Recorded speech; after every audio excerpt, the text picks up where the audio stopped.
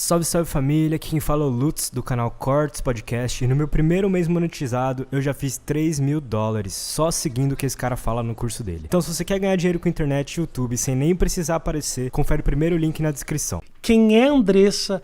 Da onde você saiu? Quem é a Andressa com 8 anos de idade? Nossa, 8 anos de idade, eu recém tinha saído de um abuso sexual, porque minha mãe me deu quando criança.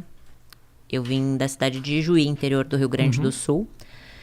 Meu pai é descendente de alemão, olho claro, e eu nasci muito escurinha. Aí quando eu nasci, meu pai disse que eu não era filha dele.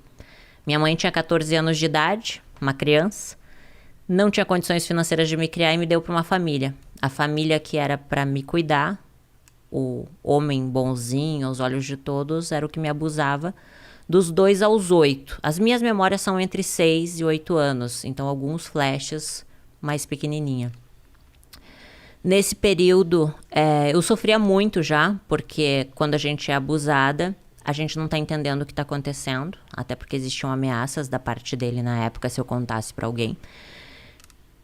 Fui contar para minha mãe só aos 21 anos. Em uma crise onde eu culpei ela. Então, tinha muita mágoa da minha mãe, muita mágoa do meu pai. Aos 8 anos, a minha mãe de criação viu esse homem me abusando. E eu amava muito ela, era uma professora de português lá em Juí.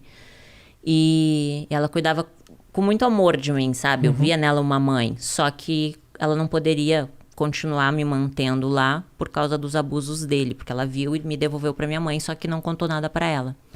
Antigamente as pessoas ficavam casadas, né? Não se separavam por nada, então ela não poderia se separar daquele homem porque ela tinha construído uma vida com ele. Você tinha noção disso naquele momento? Não, naquele momento não, né? Eu era uma criança que tinha que me separar da mãe que eu amava, que era minha mãe de criação, pra finalmente morar com a minha mãe. Só que minha mãe era uma criança. Eu acredito, Rafa, hoje, que a pessoa não pode dar o que ela nunca recebeu. Se tu não recebeu amor, tu não sabe dar amor. Então, a vida dela foi um pouco assim foi também? Um pouco, eu não vou expor muito ela, né? Okay. Mas ela passou por muitos problemas também. E aí eu me tornei uma adolescente muito rebelde. A gente não tinha amizade, eu e minha mãe. Ela brigava muito comigo, me batia muito. Então, aos 11 anos, eu comecei a fumar cigarro, beber, colocava piercing para chamar atenção. Até eu tenho a sobrancelha rasgada aqui, porque eu mesma furei a minha própria sobrancelha na frente do espelho. Botei um brinco gigante, porque eu já queria chamar atenção. Na verdade, eu queria ser amada, né? Eu buscava a atenção das pessoas, né?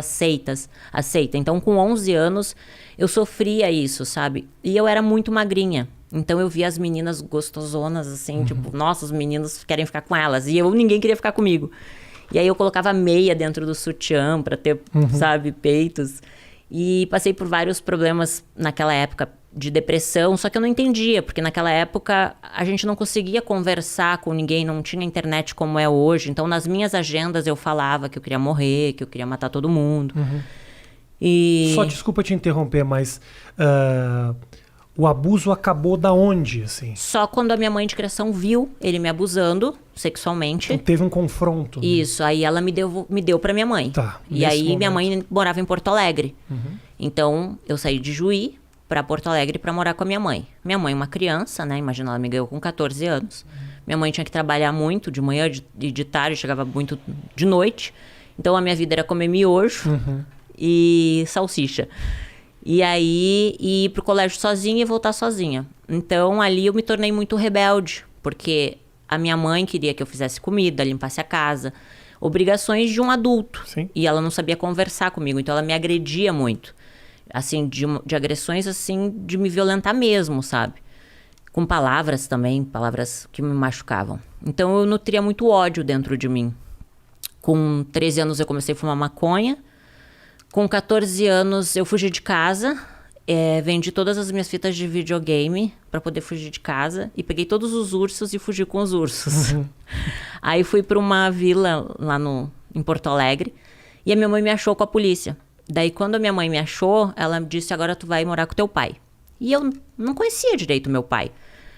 Mas foi bom, foi um período muito bom, meu pai é uma pessoa incrível. Aí eu consegui conhecer ele de verdade, né?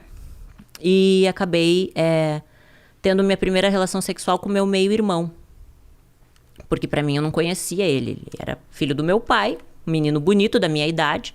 A gente começou a ir pros bailes junto, bebi e acabou rolando. 13 anos, mais ou menos? 14 anos. Só que assim, até então, eu nem entendia direito o que era irmão. Sabe quando a vida vai acontecendo, você é uma criança, você não tem um pai e uma mãe pra te orientar em nada, e você aprende pelas situações que te colocam. E nem valores, princípios, não existia um direcionamento. Nunca, tipo, alguém disse assim, olha, vai estudar, vai fazer uma faculdade, sabe? Não existiam esses valores. E aí, com 14 para 15 aconteceu isso. Aí, na festa de 15 anos, a minha mãe foi lá e disse, filha, eu te amo, volta pra casa. E eu amava a minha mãe, por mais que ela me batesse, ela era minha mãe, né? Claro, óbvio.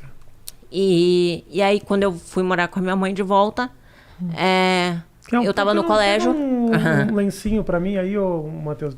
Aí eu tava no colégio e conheci o pai do meu filho. E aí na família dele eu vi a família que eu não tinha.